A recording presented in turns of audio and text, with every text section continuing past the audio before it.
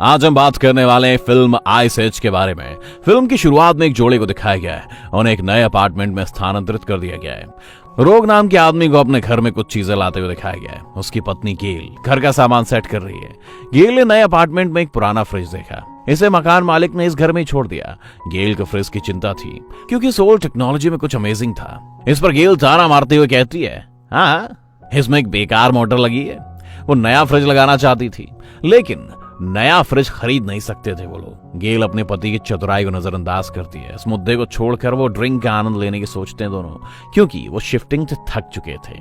और रोक फ्रिज से कुछ बर्फ लेने जाता है तो उसे बर्फ के टुकड़ों में ढका हुआ पाता है। वो बमुश्किल बर्फ को फ्रीजर से बाहर निकाल पाता है और उसे अपने ड्रिंक में रखता है। वो एक साथ बैठते हैं और अपने घर में खुशियां मनाते हैं। ड्रिंक का एक घूंट लेने के बाद उसकी ड्रिंक में एक स्ट्रक्चर दिखाई देता है। जब उसे पता चला कि एक जानवर है तो उसे अपनी आंखों पर विश्वास नहीं हुआ। वो गेल को आइस क्यूब दिखाता है और पूछता है कि क्या तुम्हें इसमें कुछ दिख रहा है। गेल तुरंत मैग्नीफाइंग ग्लास लाती है और वो नोटिस करते हैं कि कुछ छोटे छोटे क्रिएचर बर्फ में जमे हुए हैं।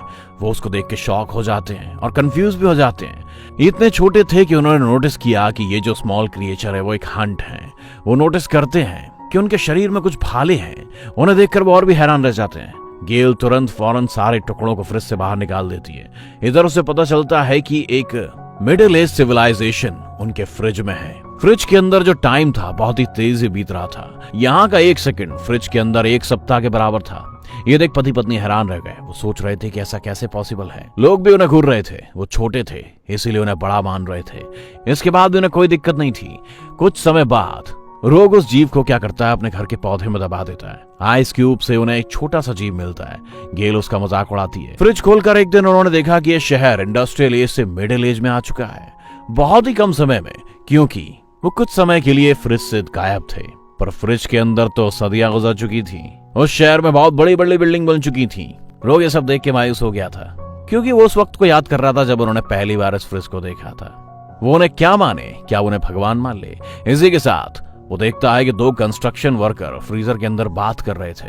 हम उन बड़े से जानवरों को रोज देखते हैं, वो कहते हैं। वो इंसानों की बात कर रहे थे। हम गेल के दांतों में फंसी हुई गोभी को रोज देखते हैं। अगर ये हमारी दुनिया के बराबर है तो इस आधुनिक दुनिया के बाद क्या होगा। इसी बीच पास में उन्हें एक बिजली की चीज दिखाई देती है। बदमाश चौंक जाता है। ये क्या है? वो उसे देखने के लिए उसके पास जाता है। फिर वो एक जोरदार झटके से काफी दूर गिर जाता है। गेल उसकी मदद के लिए उसके पास जाती है। उसने देखा कि उसका चेहरा झुलस गया है। उसने देखा कि एक लॉन्चर था। युद्ध चल रहा है। जब वो उसके पास गए वहां सब कुछ खत्म हो गया। उन्होंने फ्रीजर बंद कर दिया क्योंकि वो इस स्ट्रगल को और नहीं बढ़ाना चाहते थे। बाद में वो पिज्जा ऑर्डर करते हैं और अपने खाने का आनंद लेते हैं। लगभग 1 घंटा बीत चुका है। उन्होंने फ्रीजर नहीं देखा है। युद्ध खत्म हुआ या नहीं। रोग कहता है कि मैं फिर से फ्रिज खोलना चाहिए। इस बात से वो डर जाते हैं। सब कुछ खत्म होता देख वो डर जाते हैं। फ्रिज खोलकर वो हैरान रह जाते हैं। युद्ध जो है वो खत्म हो चुका है और छोटे लोगों ने सब कुछ दोबारा से हासिल कर लिया है। वहां उड़ने वाली छोटी कारों को भी नोटिस किया जाता है। वो शहर में मोतियों की तरह चमक रहे थे। वो इसका कंपैरिजन अपनी दुनिया से करते हैं। ये एक फ्यूचर वाली दुनिया थी जिसमें आसमान की जो इमारतें हैं इसे और अच्छा रूप देती हैं। फिर शहर एक पिरामिड में बदल जाता है। इससे कई चीजें जुड़ी हुई हैं। गेल और रोग ने मान लिया था कि पिरामिड में हर कोई रहता है। पिरामिड की संरचना पूरे शहर को अपने आप में अंदर कर लेती है और ये एक बड़ी सी ऊर्जा दीवार में बदलते टाइम ब्लास्ट करती है। इससे उनके पूरे किचन में चांदी की चिंगारी फैल गई। वैसे घूर रहे थे। वो इसे इमेजिनरी वर्ल्ड का हिस्सा मान रहे थे।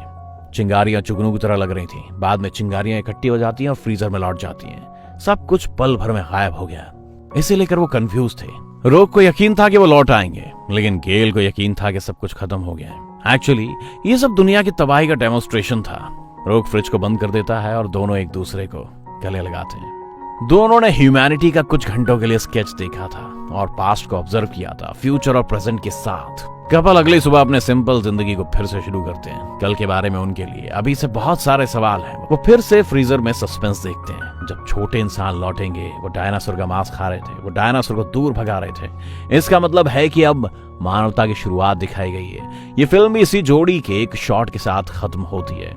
वे एक बार फिर जानवरों को उनके प्राकृतिक आवास में देखने में बिजी थे। ये फिल्म दुनिया की शुरुआत, उसके विकास और अंत को दर्शाती है। और जो नेचुरल आवास होता है ना दोस्तों, उसमें आधुनिक युग तक मानव की यात्रा को बहुत अच्छी तरह से समझाया गया है। इस कहानी में फ्रिज मैनकाइंड के कॉन्सेप्ट की स्टोरी को रिप्रेजेंट करता है और जो कपल होता है वो ह्यूमन बिहेवियर को रिप्रेजेंट करता है।